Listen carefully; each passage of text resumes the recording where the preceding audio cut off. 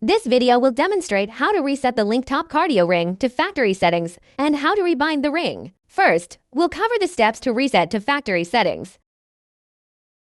Tap the circle in the top right corner of the app's main interface to access the ring's connection status.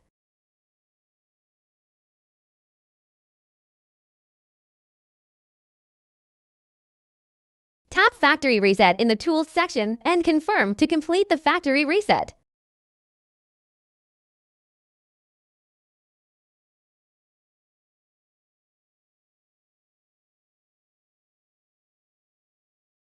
Next, we'll explain how to rebind the ring. Keep your phone's Bluetooth enabled. Tap Begin Setup on the app interface. Then tap Set Up Ring to enter the ring pairing interface.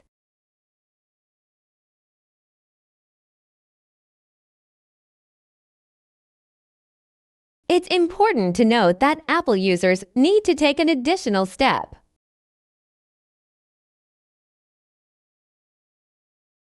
Apple users need to go to the Bluetooth settings and remove any previous device connection records before they can rebind the ring.